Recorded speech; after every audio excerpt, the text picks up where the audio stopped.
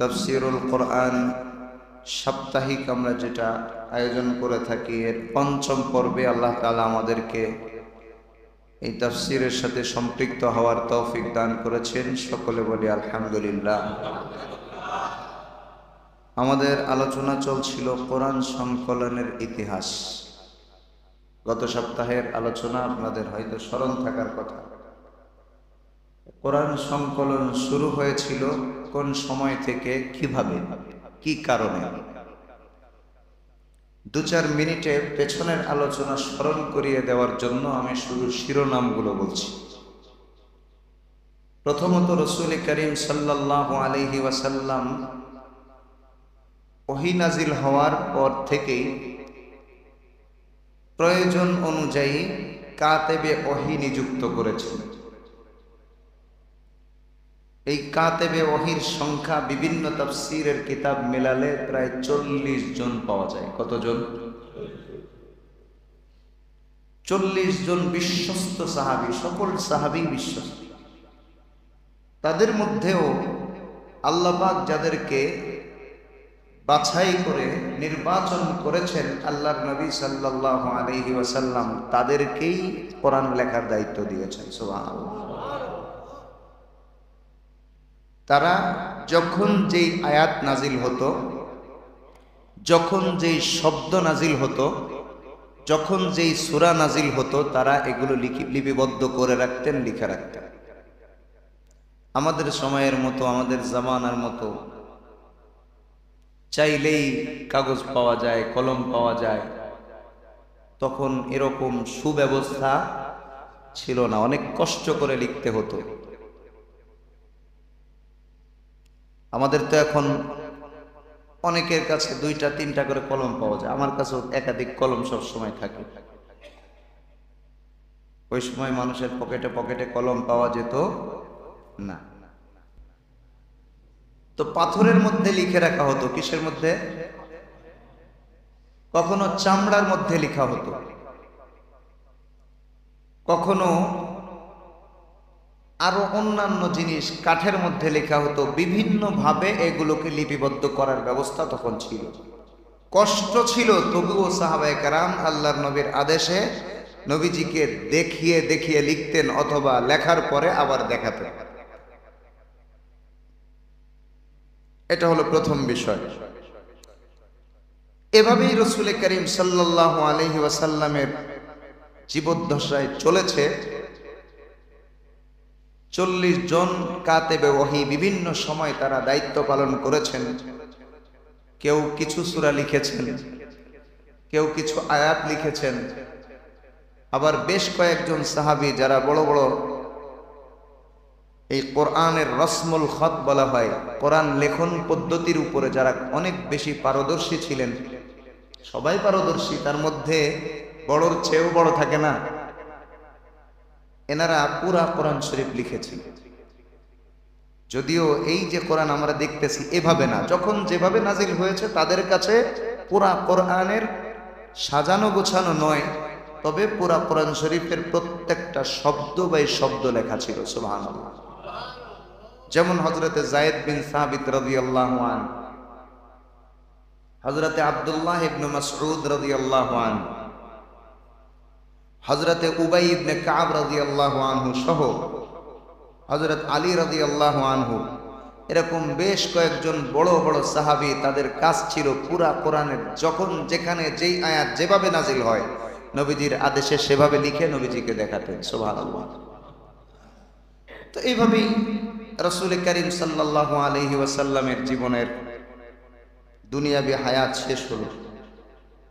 হযরত আবু বকর সিদ্দিক রাদিয়াল্লাহু আনহুর জামানায় হযরত ওমর রাদিয়াল্লাহু আনহু বিভিন্নভাবে হযরত আবু বকরকে বুঝিয়েছেন, কিন্তু হযরত আবু বকর কোরআন শরীফ একত্রকরণ বা এটাকে একসাথে 2 মলাটের মধ্যে আনা, এই ব্যাপারে তিনি রাজি হননি। কিন্তু গত সপ্তাহে আলোচনা করেছিলাম বিস্তারিত। মুসাইলামাতুল কাযযাব নামক একজন মিথ্যা নবী দাবিদারকে প্রতিহত করার জন্য, তার বিরুদ্ধে যুদ্ধ করার জন্য ইয়ামামার যুদ্ধ সংগঠিত হয়, যেখানে 1200 মুসলমান শহীদ হন। কত? আলহামদুলিল্লাহ ২১,০০০ কাফের জাহান্নামে যায়। ৪০,০০০-এর মধ্যে ২১,০০০, আর মুসলমান ছিল ১৩,০০০, তার মধ্যে মাত্র ১২০০। ওই তুলনায় কম না, কিন্তু ৭০ জন হাফেজে কোরআন সাহাবী শহীদ হলেন। তখন হযরত আবু বকরকে হযরত ওমর এবার চাপ সৃষ্টি করলেন, এইভাবে হাফেজে কোরআনরা যদি চলে যেতে থাকে তাহলে কোরআনের কোনো অংশ বিলুপ্ত হয়ে যেতে পারে। হযরত আবু বকর বললেন, ওমরের কথায় আমার অন্তর আল্লাহ খুলে দিলেন, আমি এই কোরআন শরীফ একত্রকরণের কাজে হাত দিলাম। কয়েকজন কাতেবে ওহী নবীজির জামানায় যারা বিশ্বস্ত ছিল তাদের মাধ্যমে তিনি এটা লিপিবদ্ধ করার ব্যবস্থা করলেন। পুরা কোরআন শরীফ লেখা হয়ে গেল। তো আল্লাহ বলেছেন সূরাতুল হিজরের আয়াত নাম্বার ৯, এটা কোরআন শরীফের সবথেকে ঐতিহাসিক একটি আয়াত, যেটা অনেক সাধারণ মানুষ যারা কোরআন শরীফ পড়তে জানে না তাদেরও মুখস্থ আছে। ইন্না নাহনু নাযালনা যিকরা ওয়া ইন্না লাহু লাহাফিযুন। আল্লাহ বলেন, আমি আল্লাহ এই কোরআন অবতীর্ণ করেছি, আর এই কোরআন হেফাজতের দায়িত্ব আমি আল্লাহ গ্রহণ করেছি। সুবহানাল্লাহ। হযরত আবু বকর সিদ্দিক রাদিয়াল্লাহু আনহু সাহাবায়ে কেরামের সহযোগিতা নিয়ে পুরা কোরআন শরীফ একত্রকরণ করলেন। পুরা ৩০ পারা যেভাবে আমরা সাজানো দেখছি এভাবেই তিনি সাজালেন। হযরতে ওমরের জামানায় কিছু কাজ হলো, হযরতে উসমান রাদিয়াল্লাহু আনহুর জামানায় পরিপূর্ণভাবে এই যে খত আমরা দেখি, লেখার স্টাইল, লেখার ধরন, ঠিক এভাবেই হযরত উসমান রাদিয়াল্লাহু আনহু কোরআন শরীফ হাতে লেখালেন এবং এটাকে ৭টা কপি করে পুরা ৭ এলাকার মধ্যে ছড়িয়ে দিলেন। একটা কপি মদিনায় রেখে দিলেন। বিস্তারিত আলোচনা গত সপ্তাহে হয়েছে। আজকে আমাদের আলোচনা হলো আল্লাহ যে হেফাজত করেছেন, কিভাবে কিভাবে হেফাজত করেছেন তার একটা গেল, আমরা দেখছি পুরা কোরআন শরীফকে একসাথে লেখা হয়েছে। এবং এই ব্যাপারে যত সন্দেহ হয়, কিছু প্রশ্নের উত্তরও গত সপ্তাহে দিয়েছি। যে অনেকের প্রশ্ন হতে পারে, হয়তো কোনো অংশ ছুটে যেতে পারে অথবা কেউ বানিয়ে লিখতে পারে। কিভাবে লেখা হয়েছিল স্মরণ আছে আপনাদের? একজন তিনি রসুলের সামনে বসে লিখেছেন কিনা বা নবীজিকে লেখা দেখিয়েছেন কিনা, এই ব্যাপারে প্রত্যেকের জন্য কয়জন সাক্ষী রাখতে হয়েছিল? 2 জন করে সাক্ষী পেশ করে তারপরে তার আয়াত কোরআন শরীফে উঠানো হয়েছে। তার মানে কোনো সন্দেহ আছে? সাহাবায়ে কেরাম সবাই তো বিশ্বস্ত ছিলেন, তারপরে হযরত আবু বকর রাদিয়াল্লাহু আনহু যেহেতু তিনি খলিফাতুর রাসূলুল্লাহ ছিলেন, আল্লাহ রসুলের খলিফা ছিলেন, এই কারণে তিনি সতর্কতা অবলম্বনের যত পদ্ধতি হতে পারে সকল পদ্ধতি কোরআনের হেফাজতের জন্য তিনি অবলম্বন করেছেন। সুবহানাল্লাহ। এবার আসি, কোরআন শরীফ তো লেখা হয়ে গেল হযরত ওসমানের জামানায় ফাইনালি। মোট সূরার সংখ্যা কত? 114। মোট সূরার সংখ্যা কত? 114। এখন কিছু বিষয় আছে যেগুলো আমাদের কাছে খুব পরিচিত, খুব প্রসিদ্ধ, কিন্তু বাস্তবে এটা একটু ভিন্ন। আপনারা কি বাজারে যেটা চলে সেটাই খাবেন নাকি যেটা সঠিক সেটা? এখন বলবেন যে সবাই কি তাহলে ভুল বলে? সবাই কি তাহলে ভুল বলে? মানুষের অনেক প্রশ্ন হয়।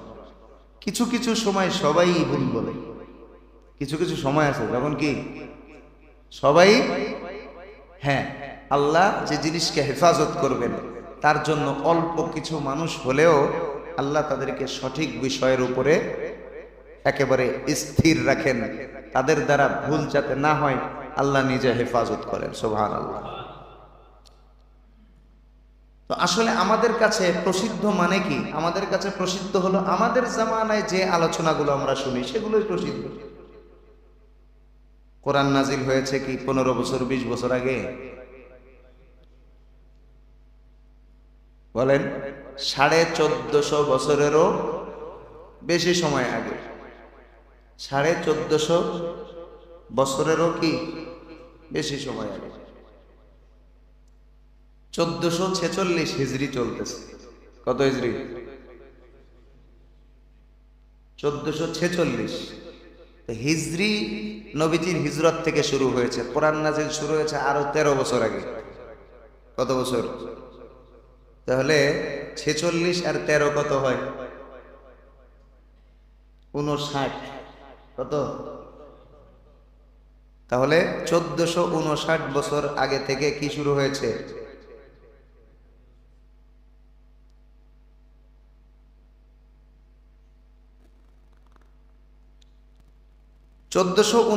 বছর থেকে কোরআন নাজিল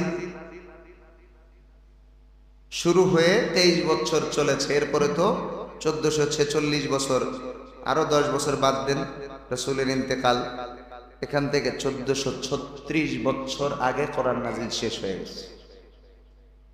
কত বছর আগে? 1436 বছর আগে কোরআন শরীফ নাজিল শেষ হয়ে গেছে।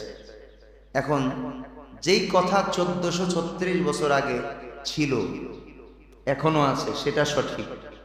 যে কথা মাঝে মধ্যে উৎপত্তি হয় সে কথাগুলো তো আর সঠিক হয় না, হয়? তো বিষয় হলো, প্রথমত কোরআনের সূরার সংখ্যা কত?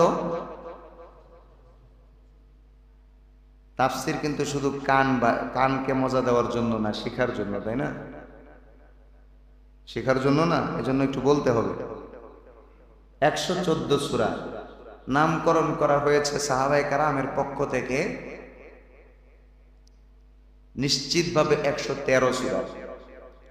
আর এক সূরা সূরাতুত তাওবা, এটা আলাদা সূরা নাকি সূরাতুল আনফালের অংশ, এই বিষয় নিয়ে কিছু কথা থাকার কারণে এই সূরার শুরুতে বিসমিল্লাহ লেখা হয়নি। এটা তো আপনারা সবাই জানেন বিসমিল্লাহ নেই। তো এটাকে আলাদা সূরা যদি ধরা হয় তাহলে সূরার সংখ্যা কত হবে? 114। কোরআনুল কারীমের সর্বমোট আয়াত সংখ্যা কত? কত? কত? বেশিরভাগ মানুষ বলছেন 6666, 6423 আর 6230, 36 নাকি 6214? আচ্ছা, মাশাআল্লাহ, বেশ কয়েকটা মতামত পাওয়া গেল। তো আলহামদুলিল্লাহ শুনলাম। আমাদের দেশে আয়াত সংখ্যা নিয়ে এই যে বেশি বিভ্রান্তি, পাকিস্তানের একজন লেখক, তার নাম হলো আব্দুস সামাদ সারেন। কি নাম? এই লোকটা একটা বই লিখেছিল, তারিখুল কোরআন, ইতিহাসের বই, কিন্তু তারিখুল কোরআন তার একটা পাঠ ছিল, কোরআনের ইতিহাস। এই বইয়ের মধ্যে, এই বইটা ছাপা হয় 1980 সালে। কত সালে? 1980 সালে। কিতাবের নাম কি? তারিখুল কোরআন। এই কিতাবটা বাংলাদেশে অনুবাদ হওয়ার পরের থেকে এই আয়াত সংখ্যা নিয়ে ভেজালটা বাড়ছে। এবং তিনি কলেজের প্রফেসর ছিলেন, বড় কোনো স্বীকৃত আলেম ছিলেন না। তিনি বলেছেন নবীজি সাল্লাল্লাহু আলাইহি ওয়াসাল্লামের জামানায় সম্ভবত, কিভাবে বলেছেন, আয়াত গণনার পদ্ধতি চালু ছিল না, এজন্য এই আয়াত গণনার ক্ষেত্রে এত মত পার্থক্য হয়ে গেছে। তো উনি কিছু অনির্ভরযোগ্য যে বই পুস্তক আছে, কিছু আছে না যেগুলোকে বেশি একটা বিশ্বাস করা যায় না, এটা সব বিষয় আছে। ডাক্তারি বিষয়ে কিছু বই পাওয়া যায়, ডাক্তাররা দেখলে রাগ হয়ে যায়, এই বই ডাক্তারিতে চলে না। ইঞ্জিনিয়ারিং বিষয়ে কিছু বই আছে, ইঞ্জিনিয়াররা দেখলে রাগ হয়ে যাবে, এটা একটা ফালতু বই। তাফসিরের কিছু গ্রন্থ আছে, যে কিতাবগুলো বড় বড় মুফাসসিররা যখন দেখে রাগ হয়, যে এর মধ্যে কিছু ভালো কথা থাকলেও অনেক উল্টাপাল্টা কথা লিখে মানুষকে বিভ্রান্ত করা হয়েছে। তো উনি ওই ধরনের কিছু কিতাবের উদ্ধৃতি দিয়ে অনেকগুলো আলোচনা করেছেন। তার মধ্যে একটা বিভ্রান্তিকর তথ্য হলো আল্লাহ রসুলের জামানায় আয়াতের হিসাব ছিল না। বুঝতে পেরেছেন? এরপরের থেকে আমাদের বাংলাদেশে মোটামুটি এটার অনুবাদ হয়ে গেছে। অনুবাদ হওয়ার পরের থেকে এবার সব বাঙালি লেখক যারা আছে, কোরআন শরীফের অনুবাদ যারা করছে, তাফসির যারা লিখছে, সবাই সুন্দর করে একজন ভুল করে, এবার মানুষ যখন সবাই তার অনুসরণ করে এবং মজাও লাগে, তখন ভুল প্রসিদ্ধ হয়ে যায়, সবাই ভুলের ভিতরে লিপ্ত হয়ে যায়। 6666 আয়াতের বর্ণনা কার? আম্মাজান আয়েশা রাদিয়াল্লাহু আনহা, তাই না? তার মানে আম্মাজান আয়েশা রাদিয়াল্লাহু আনহা কোরআনের জ্ঞান কম ছিল, এই জন্য তিনি অবাস্তব গণনা পেশ করেছেন, তাই হয় না হিসাবে? সবচেয়ে বড় আলেম যারা ছিলেন সাহাবীদের মধ্যে, নারী পুরুষ, নারীদের মধ্যে আম্মাজান আয়েশার চেয়ে বড় আলেমা আর কেউ ছিলেন? কোরআন সম্পর্কে জ্ঞান আর বেশি কারো ছিল?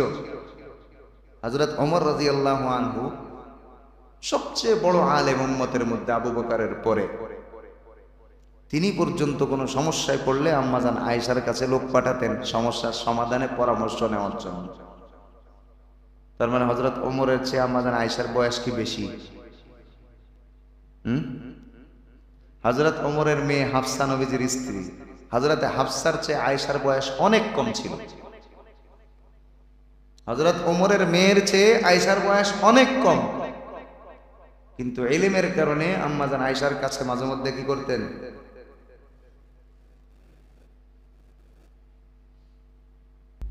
তো মাক্কি সূরা আর মাদানী সূরার হিসাব আমরা বুঝলাম। এবার আয়াতের যে সংখ্যা গণনার বিষয়ে আরেকটা আলোচনা। এই যে এক ভদ্রলোকের কথা বললাম না, আব্দুস সামাদ সাহারি, প্রফেসর, তার বক্তব্য রসুলের জামানায় এটা শুরু হয়নি, অথচ রসুল করিম সাল্লাল্লাহু আলাইহি ওয়াসাল্লামের জামানায় আয়াতের গণনা সংখ্যা যে শুরু হয়েছে, এটা ইমাম আবু আমির আদনানী রহমতুল্লাহি আলাইহি, তিনি তার কিতাব আদ্দু আইল কোরআন, আদ্দু আইল কোরআন, একটা আয়াত মানে কোরআনের আয়াত সংখ্যা কত, এই কিতাব আলাদা একটা কিতাব লিখেছেন। এই কিতাবের মধ্যে 59টা হাদিস এনেছেন। কয়টা? 59টা হাদিস নিয়ে এসেছেন। সুবহানাল্লাহ বলেন। যে নবীজির জামানায় আয়াতের গণনা হতো। কয়টা হাদিস? 59টা হাদিস নিয়ে এসেছেন তিনি। নবীজির জামানায় সূরারও একটা হিসাব ছিল।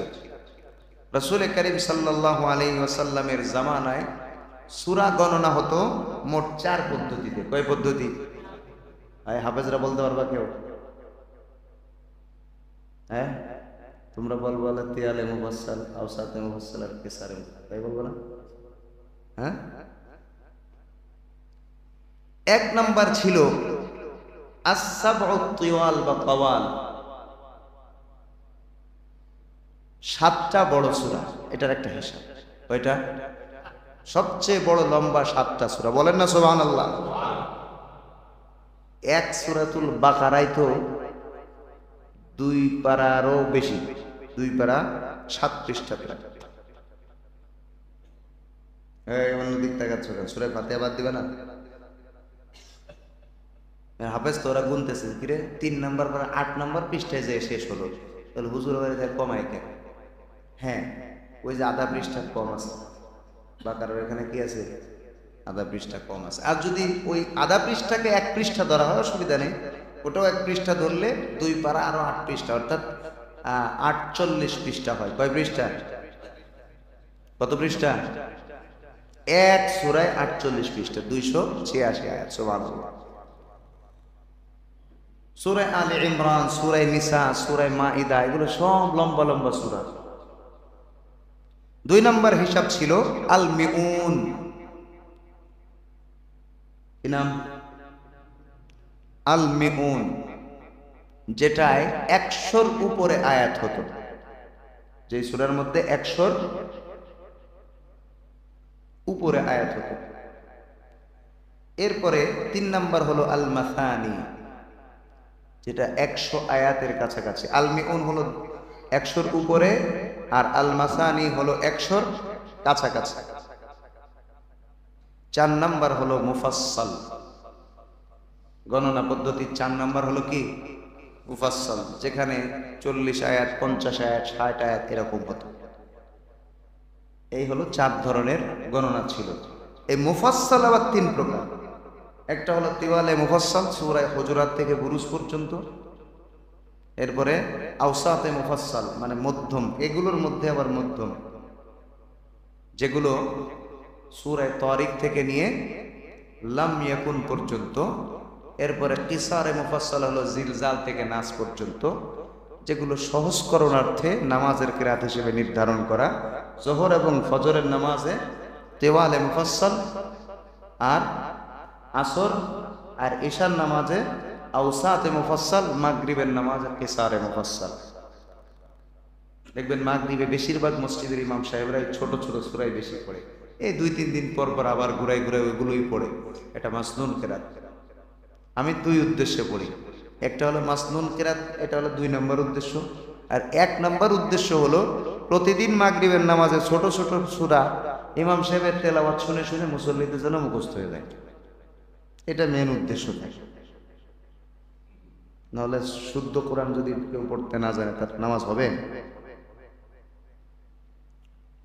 এই যে কথাটা বললাম, 4 ধরনের আয়াত, 4 ধরনের সূরা রাসূলের জামানায় প্রচলিত ছিল। এটা মুসনাদে আহমদের 16,982 নম্বর হাদিস। মুসনাদে আহমদের 16,982 নম্বর হাদিসের মধ্যে এই বর্ণনা আছে। তো এবার আমরা রুকুর সংখ্যা জানবো। 540টি রুকু আছে, কেউ কেউ বলেছেন 558টি। সিজদার সংখ্যা আছে 14টি। কত? 14টি আয়াতের মধ্যে, সূরার মধ্যে 14টি মোট সিজদা আছে পুরা কোরআন শরীফ। কারো কারো মতো 15টি আছে। ওটা ফিকহি ইখতিলাফ, ফিকহি মতানক, ওই দিকে আমাদের যাওয়ার দরকার নেই। সিজদার আয়াত যেগুলো, এই জায়গাগুলোতে আল্লাহ রাসূল সাল্লাল্লাহু আলাইহি ওয়াসাল্লামের উপর আয়াত নাজিল হওয়ার পরে আল্লাহ তাআলা সিজদা দেওয়ার নির্দেশ দিয়েছেন। নবীজি সেভাবে সিজদা দিয়ে দেওয়া শিখিয়েছেন, সাহাবায়ে কেরাম দিয়েছেন, আমরাও দিয়ে থাকি। কোরআন এমন একটা জিনিস, এর মধ্যে সব কিছুর আমল সরাসরি রাসূলুল্লাহ সাল্লাল্লাহু আলাইহি ওয়াসাল্লাম শিখিয়ে দিয়েছেন। কে শিখিয়েছেন? রাসূলুল্লাহ সাল্লাল্লাহু আলাইহি ওয়াসাল্লাম। এখন আমরা এই যে কোরআন শরীফের তাফসীর শুনতেছি, এর মধ্যে আমাদের জন্য জরুরি হলো কোরআনের তাফসীর শুনবো, এর আগে এটা চলমান থাকবে, এর মধ্যে আমাদের সবার কোরআন শরীফ সহি শুদ্ধ করে পড়া শিখতে হবে। পারবো তো ইনশাআল্লাহ? পারবো না সবাই? 182 বছর বয়সী সাহাবী, উনিও কোরআন শরীফ শিখেছেন। আপনাদের এখানে মাত্র 82 বছরের কয়জন আছে? 1-2 জন থাকতে পারে, 1-2 জন থাকতে পারেন। এই 2 জনের মনে হচ্ছে 80-র উপরে বয়স আছে। কেউ 80-র উপরে বয়স আর কেউ আছে এখানে? নেই। 180, 120, 90, 80 বছর বয়সে বিভিন্ন দেশের থেকে সাহাবায়ে কেরাম ইসলাম গ্রহণ করার জন্য মদিনা মুনাওয়ারায় এসেছেন, ইসলাম গ্রহণ করেছেন, কোরআন শিখেছেন, ইলম শিখেছেন। আর আমরা বাংলাদেশের মানুষ সব থেকে পরিষ্কার ভাষী। আমরা সৌদি আরবওয়ালাদের চেয়ে আমাদের জবান পরিষ্কার, আলহামদুলিল্লাহ। বিশ্বাস হয় না আপনাদের? আমার এক উস্তাদ সৌদি আরব, আমি যার কাছে ইলমে কিরাত পড়েছি 4 বছর, হুজুর সৌদি আরবে 3 বছর কিরাত পড়েছে। তো হুজুর বলতেন, মাঝে মধ্যে এক এক হরফ উচ্চারণ করাতে আমার এত কষ্ট হতো যে আমি বাংলাদেশে আমার পুরো ক্লাসের ছাত্রদের ওই টাইমের ভিতরে পড়াই ফেলতে পারি। একজনকে এত সময়, লম্বা সময় লাগে। ওরা অনেকেই জিম উচ্চারণ করতে পারে না। সৌদি আরবে, আরব দেশের বড় বড় কারি সাহেব, তাদের কথা ভিন্ন, তারা তো শিখেছেন বলেই বড় কারি হয়েছে। সাধারণ মানুষ যারা, তারা অনেকেই জিম উচ্চারণ করতে পারে না। কি পারে না? কেউ জিমকে ইয়া বলে, ইয়া। কি বলে? জিমকে ইয়া বলে। আর কোন কোন এলাকায় জিমকে গইন বলে। কি বলে? গইন, গইন। যেমন জাপান, আমরা জাপান বলি না, ওরা বলে ইয়াবান। কি বলে? ইয়াবান। জিমরে ইয়া বলে। আর জিমকে বেশিরভাগ সৌদি আরবে সাধারণ মানুষ গইন বলে। গা আল গামালু ফি ইয়াউমিল জুমআ, আসলে হলো জা আল জামালু ফি ইয়াউমিল জুমআ, জুমার দিনে উট এসেছে, জুমার দিনে উট এসেছে। ওরা বলে গা আল গামালু ফি ইয়াউমিল জুমআ। সৌদি আরবের মাঝে মধ্যে খবর শুনি, খবর বাংলাদেশের খবর শুনেন না আপনারা? আমি মাঝে মধ্যে সৌদি আরবের এই আরবি খবর শুনি, তার হাসি বসে বসে উচ্চারণ শুনে। তো এই নীতি যদি আমার জানা না থাকতো তাহলে তো আমি বিপদে পড়তাম, ওদের খবর বুঝতামই না। আল্লাহ পাক রব্বুল আলামিন কোরআন শরীফ অবতীর্ণ করেছেন। এই কোরআনকে করেছেন সবচেয়ে সহজ। কোরআন শরীফ সহজে শেখা যায়। এমনকি যাদের উপরে আল্লাহ পাক রব্বুল আলামিন কোরআন অবতীর্ণ করেছেন, সেই সৌদি আরবের মানুষের চেয়ে আমাদের বাংলাদেশের মানুষের জবান আল্লাহ তাআলা অনেক পরিষ্কার দিয়েছেন, অনেক চমৎকার করে দিয়েছেন। পৃথিবীর এমন কোনো ভাষা নেই যে ভাষা আমাদের বাংলাদেশিরা শেখে না। আরব দেশে যখন আমাদের বাংলাদেশের হাফেজরা যায়, হাফেজের তেলাওয়াত শুনে তারা পাগল হয়ে যায়, মুগ্ধ হয়ে যায়। বিশ্বাস করেন, সৌদি আরবে আল্লাহ রাব্বুল আলামিন একাধিকবার যাওয়ার সৌভাগ্য দান করেছে এবং মক্কা মদিনা সহ আশপাশের বিভিন্ন শিক্ষা প্রতিষ্ঠানে যাওয়ার সুযোগ হয়েছে। আমার অনেক ভালো লেগেছে। আমাদের বাংলাদেশিদের উপরে আল্লাহর নেয়ামত অনেক বেশি। এজন্য কেউ যদি বলেন আমার তেলাওয়াত এখন শুদ্ধ করা সম্ভব না, বয়স নেই। আপনার যে বয়স, এই বয়সে 10 তলা বিল্ডিং আপনি করতে পারেন। এই বয়সে আপনি সুন্দর পাত্র দেখে মেয়ের বিয়ে দিতে পারেন, কোনো ভুল হয় না। এই বয়সে 100 আইটেমের বাজার পুরা রমজান মাসের জন্য আপনি করেন, 50 আইটেমের বাজার করতেছেন। আরে বিয়ে শাদিতে কে কি কাজ করবে, মুরব্বি দাঁড়িয়ে যায়, আমি তো এখনো জীবিত আছি, তোদের এত টেনশন কিসের, কি লাগে সেটা আমি দেখব। এবার বাসার থেকে বলে তাহলে একটু লিখে দেই, রাগ হয়ে যায় মুরব্বি, এতদিন ধরে এই কাজ করতে করতে আমি বৃদ্ধ হয়ে গেছি, চুল দাড়ি পেকে গেছে, রাগ তোর খাতা কলম, দেখ আমি বাজার করে নিয়ে আসতেছি। একটা ভুল হলে বলিস, আসলে ভুল হয় না। কারণ যারা খাতা কলম নিয়ে যায়, একটা কাটতে যায় আর একটা কাটে, দুইটা একসাথে কাটে, বাজারে পরে গুনে দেখে 5 আইটেম নেই। আর মুরব্বীরা বাজারে যায় সব একসাথে বাজার করে। এত কিছু করার শক্তি আছে, সামর্থ্য আছে, কিন্তু কোরআন শিখার বেলায় আপনি বড় দুর্বল। রাসূল করিম সাল্লাল্লাহু আলাইহি ওয়াসাল্লাম বলেন, অনেক কোরআনের পাঠক আছে এমন যাদের উপরে সরাসরি কোরআন শরীফ তাদের উপরে লানাত করে, কি করে, বদদুয়া করে, লানাত করে, অভিশাপ দেয়। রব্বা কারিইল লিল কুরআনি ওয়াল কুরআনু ইয়ালআনু। এমন অনেক পাঠক আছে, অনেক কারি আছে যারা ভুল পড়ার কারণে তাদেরকে কোরআন শরীফ সরাসরি অভিশাপ করে। এজন্য কোরআন শিখবো তো আমরা সবাই শিখবো তো। বহু দিনদার মানুষ আছে যারা দিনের উপর চলার চেষ্টা করে, কোরআন শরীফ শেখে না, কোরআন শরীফ শেখে। আপনি দেখবেন শয়তান খুব চালাক, তো যখনই আপনি কোরআন শরীফ শিখতে যাবেন তখন আপনাকে আরেকটা দ্বীনি কাজে নিয়ে চলে যাবে। বুঝেননি? কোরআন শরীফ শিখতে যাবেন, শয়তান আপনাকে আরেকটা দ্বীনি কাজে নিয়ে যাবে, কারণ ওই দ্বীনি কাজটা হলো নফল, এটা হলো ফরজ। আপনি মনে করতে পারেন বাবার এটা তো বিশাল মহৎ কাজ, যাই, চলে গেলেন, কোরআন শরীফ আর শেখা হলো। এই জন্য কোরআন শরীফ করতে হবে, শিখতে হবে। কোরআন আল্লাহ আমাদের দান করেছেন, আমরা কেউ এই মহান কিতাব পাওয়ার জন্য আল্লাহর কাছে আবেদন করেছি? একজন আবেদন করেছি? কেউ করিনি। তো আমাদেরকে চেষ্টা করতে হবে আল্লাহ তাআলা যেই নিয়ামত আমাদেরকে দিয়েছেন এই নিয়ামত প্রত্যেকের সিনার মধ্যে ধারণ করতে হবে। পারবো না ইনশাআল্লাহ আমরা? আজকে বিদ্যুৎ চলে যাওয়ার কারণে একটু এলোমেলো হয়ে গেল। আল্লাহ তাআলা তৌফিক দান করলে আগামী সপ্তাহে তাফসীরের মূলনীতির আলোচনা শেষ করে সূরার মধ্যে বিসমিল্লাহর মধ্যে প্রবেশ করার চেষ্টা করব। আল্লাহ রাব্বুল আলামিন আমাদের সকলকে কোরআন পরিপূর্ণভাবে তেলাওয়াত সহিশুদ্ধভাবে শেখার তৌফিক দান করুন এবং কোরআন অনুযায়ী আল্লাহ আমাদেরকে আমল করার তৌফিক দান করুন, আমিন। কোরআনকে মহব্বত করতে হবে, কোরআনকে ভালোবাসতে হবে, কোরআনকে মাঝে মধ্যে হাতে নিবেন, একটু দেখবেন।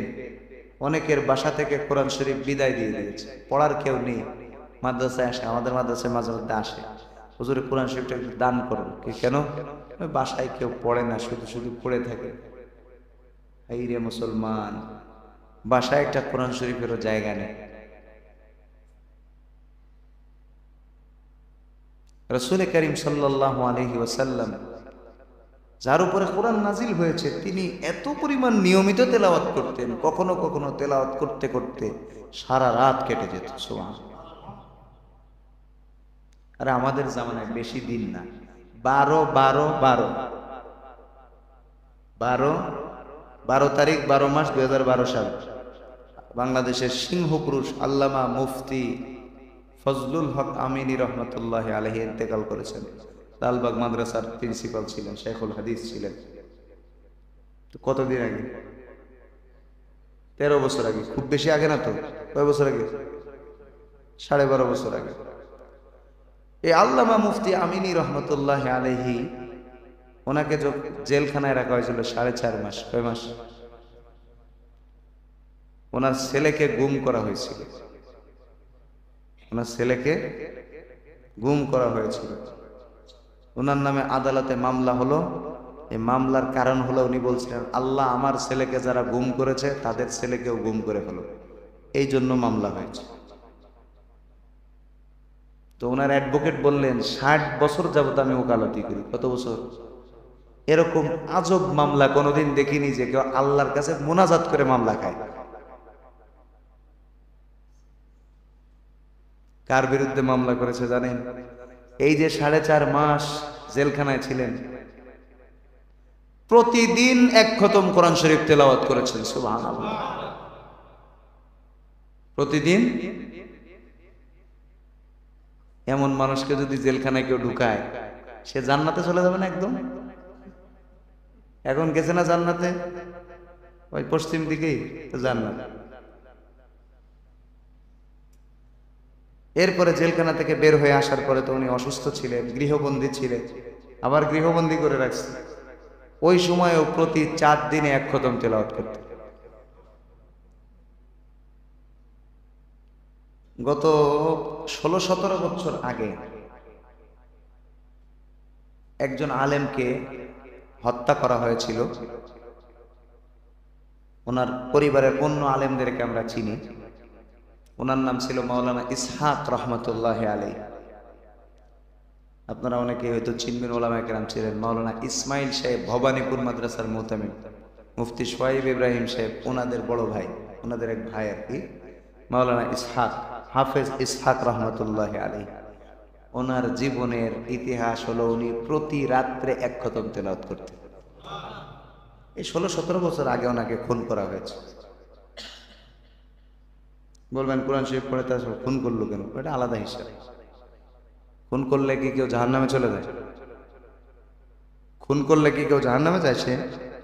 যে খুনি সে যেতে পারে, কিন্তু যাকে খুন করা হয়েছে সে যদি নির্দোষ হয়, মসজিদের রুমের মধ্যে না কিভাবে যেন মেরে ফেলছে আর কি, মোটামুটি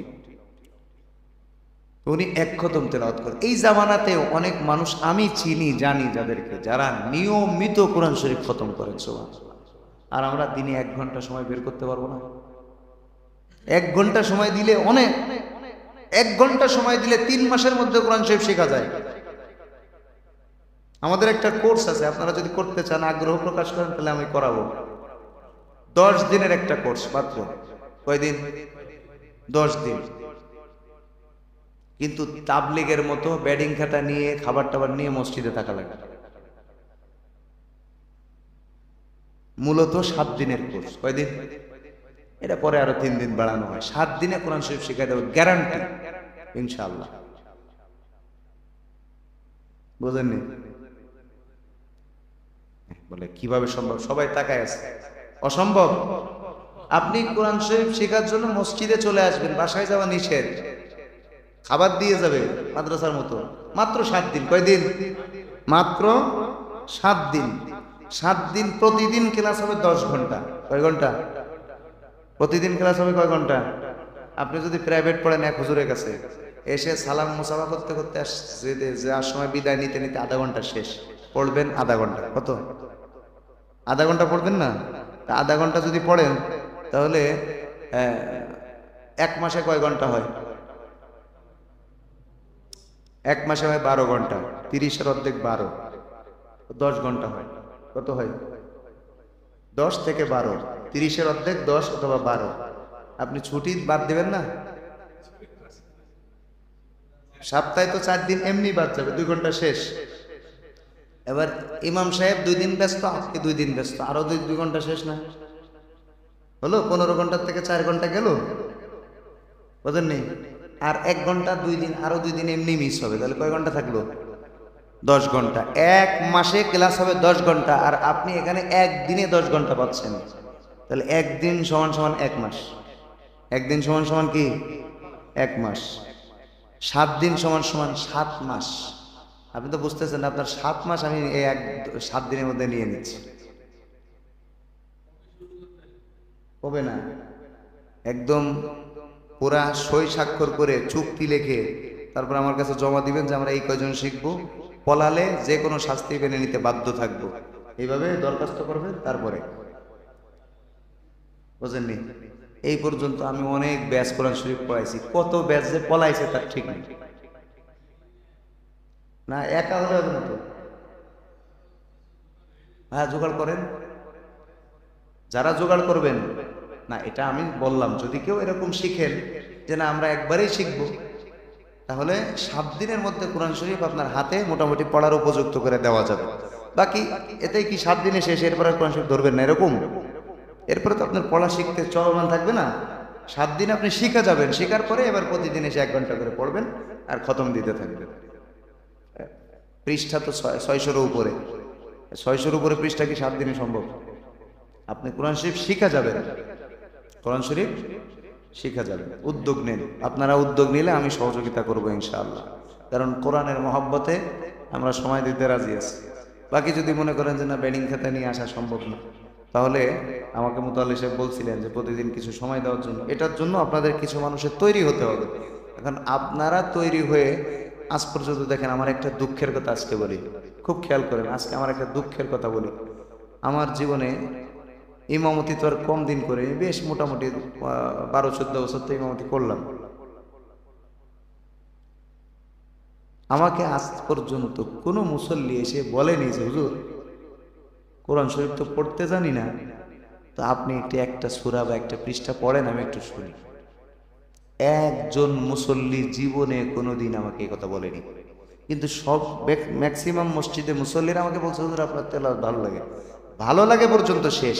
ভালো লাগে কখন? নামাজের মধ্যে যখন পড়ে দায় থেকে বাধ্য হয়ে হাত পেতে দাঁড়ায় থাকে, কিছু করার নেই, ওই সময় হলো ভালো লাগে। কিন্তু আলাদা এসে কোনোদিন আমাকে বলেনি যে হুজুর একটা সূরা শোনান আমাকে, আমি একটু তেলাওয়াত শুনি, আমি তো তেলাওয়াত করতে জানি না। শোনানো তো কঠিন কাজ। নিজে এসে বলবে যে হুজুর আমার সূরাটা একটু শোনেন, ভুল আছে কিনা, এরকম তো একজন পাইছি, কিন্তু এটা তো কঠিন কাজ। একজন মুসল্লি আমার ইমামতির জীবনে তো হাজার হাজার মুসল্লি পার করছি না, একজন মুসল্লি আমাকে বলেনি। এটা আমাকে কষ্ট দেয় যে কোরআন থেকে মানুষ কতটা দূরে সরে গেছে। কোরআন হলো হুজুরদের কাজ, কোরআন হলো মাদ্রাসাওয়ালাদের কাজ, কোরআন হলো ইমাম সাহেবদের কাজ, কোরআন হলো হাফেজদের কাজ, ছাত্রদের কাজ। আমাদের তেমন কোনো কাজ নেই। আমার জীবনে একটা পৃষ্ঠা বা একটা সূরা শুনতে আমার কোনো মুসল্লি আমাকে কোনোদিন বলেনি। আমি তো বিরক্ত হয়ে যাবো যে এত মুসল্লি আমার কাছে খালি তেলাওয়াত শুনতেছে, আমার তো কাজ আছে। প্রতিদিন যদি খালি বসে বসে তেলাওয়াত শোনাই, মানে 200-400 মুসল্লির ভিতরে অন্তত যদি 10 জন 15 জনও প্রতিদিন আমাকে বিরক্ত করত, তাও তো আমার খবর হয়ে যেত না যে এত মানুষের কোরআন শরীফ শোনাবো, আমার তো কাজ আছে। একজনও জীবনে আসেনি। আলহামদুলিল্লাহ বলবেন না সুবহানাল্লাহ বলবেন? আপনারা বলেন, বলেন এটা কি দুঃখজনক না?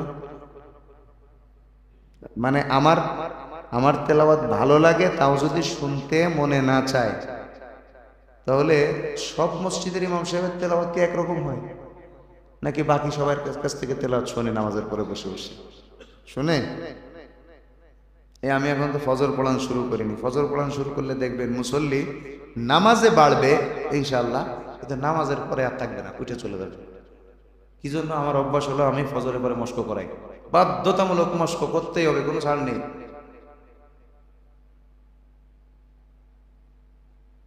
এখন উপরে ফ্যান ট্যান লাগানো নেই, আরো কি কি মনে কাজ বাকি আছে বলে আমি আসতে পারতেছি না। ফজরে খবর আছে, বহুত ফাঁকি দিচ্ছেন জীবনে ভাই। এই যে ফাঁকি দিচ্ছি, নিজের ক্ষতি হচ্ছে না? বলেন, চোখ বন্ধ করার পরে আপনার খোঁজ কেউ নিবে? এই যাদের জন্য এত কষ্ট করতেছেন, এত মায়া করতেছেন, যাদের ভালোবাসার কারণে ছুটাছুটি করেন সারাদিন ইনকাম করার জন্য, একটু ভালো রাখার জন্য, আপনি মারা যাওয়ার পরে এরা আপনার গুনবেও না, মূল্যও দিবে না, কোনো কাজে আপনার প্রয়োজন নেই। আছে? কার জন্য করতেছেন? আগে নিজেকে বাঁচান, নিজের জন্য করেন, আগে নিজের জন্য করেন। কোরআন হলো প্রত্যেকের নিজের আপন। কোরআন শরীফ সরাসরি আল্লাহর সাথে ঝগড়া করবে। আল্লাহ, তোমার এই বান্দা আমাকে তেলাওয়াত করেছে, আমি তাকে জান্নাতে না নেওয়া পর্যন্ত আমি এর কাছ থেকে দূরে যাব না, আলাদা হব না। সুবহানাল্লাহ। কোরআন এভাবে ঝগড়া করতে থাকবে। এরপরে বলবে, যদি একে জাহান্নামে দাও, তাহলে আমাকে তোমার কোরআন শরীফের অংশ থেকে বাদ দিয়ে দাও। আল্লাহ কি কোরআনের অংশ থেকে বাদ দিবেন? কোরআন শরীফের শাফাআতে বহু মানুষ জান্নাতি হয়ে যাবে। আজকে থেকে নিয়ত করি, আমি আপনাদের একটা বুদ্ধি শিখিয়ে দিই, প্রত্যেক নেক আমলের জন্য একটা বরাদ্দ করবে। আমি আমার জন্য করছি, আমি নিজেও করি, আপনারাও এই আমলটা করবেন। সেটা কি? যেমন এই যে দুরূদ শরীফে আমল শিখাইছিলাম না, কেউ যদি দুরূদ শরীফ ছুটে যায়, তার কারো যদি দুরূদ শরীফ ছুটে যায়, পরের সপ্তাহে কাজা করবে। এটা তো 1 নাম্বার। 2 নাম্বার হলো, আজকে যে আমার 1000 বার পড়িনি, সাপোজ জুমার দিনে 1000 বার পড়িনি, এর জন্য আমি 10 টাকা দান করে দেব, 50 টাকা দান করে দেব, 100 টাকা দান করবো, বাধ্যতামূলক। নিজের উপর করেন, দেখবেন আমল চলে আসছে অটোমেটিক। শয়তান বলবে, রে বাবা, এরা ভুলালে তো লস, এতে দান করে আরো বেশি নাকি পাচ্ছে। আপনি কোরআনের জন্য প্রতিদিন 1 ঘন্টা সময় ব্যয় করবেন, যেদিন করতে পারবেন না সেদিন 50 টাকা জরিমানা দিবেন, মানে দান করে দিবেন। আপনি মাসে হিসাব করবেন, 30 দিনে যদি 50 করে দিই, 1500। ওরে সুবহানাল্লাহ, এত টাকা! শয়তান আপনারা দেখবেন আর ভুলাবে না। আমল এভাবে ধরতে হয়। আমরা কখনো কখনো ট্রেনিং করেছি, এমনও হয়েছে আমাদের উস্তাদদের পরামর্শের কারণে নিজের উপরে আমরা জরুরি বানিয়েছি, তাহাজ্জুদ ছুটলেই 10 টাকা দান করব। এমনও গেছে মাসকে মাস চলে গেছে, একদিনও তাহাজ্জুদ ছুটেনি। কেন? এমনি ছুটে যায়, কিন্তু মাঝে মাঝে তাহাজ্জুদ ছুটে যায় না, ছুটেনি কেন? ওই যে 10 টাকা জরিমানা করতে হয়, শয়তান এসে তেল মালিশ করে উঠায় দেয়, ওঠো নামাজ পড়ো, তাহাজ্জুদ করো। তো প্রত্যেকটা আমলের নিয়ত করব, নিয়ত করে নিজের উপরে একটা জরিমানা নির্ধারণ করব। এই আমলটা যদি ছুটে যায়, তাহলে কি? আপনাদেরকে আরেকটা কঠিন কথা বলি। আপনারা মনে করেন দিনের উপর ওঠা সহজ। আমার জীবনে এমন অনেক আমল আছে যে আমলটা ধরার জন্য আমি বলেছি, এটা যদি ছুটে যায় তাহলে আমার বউ তালাক। কি বলেছি? এটা যদি ছুটে যায় তাহলে আমার স্ত্রী কি হয়ে যাবে? তালাক হয়ে যাবে। বুঝেন? কিন্তু তালাক কিন্তু হয়ে যাবে যদি ছুটে যায়। কি অবস্থা, কি ভয়ঙ্কর কথা না? ওইটাকে ধরার জন্য এই কঠিন পণ পর্যন্ত করেছি, আলহামদুলিল্লাহ, আল্লাহর মেহেরবানি, তালাক হয়নি। তার মানে আল্লাহ এটা তৌফিক দিয়ে দিয়েছে। এজন্য নিজেকে আল্লাহর সামনে উপযুক্ত হিসেবে পেশ করার জন্য, আল্লাহর সামনে দাঁড়ানোর জন্য আমল ধরতে হবে। আমলের সিস্টেম কি? নিজের উপরে জরিমানা নির্ধারণ করা। এই আমলটা ছুটে গেলে এত টাকা আমি দান করব, এই আমল ছুটে গেলে এত টাকা দান করব। পারবেন না ইনশাআল্লাহ? আল্লাহ তাআলা আমাদের সকলকে তৌফিক দান করুন। আজকে সময় কম, বিদ্যুৎ চলে যাওয়ার কারণে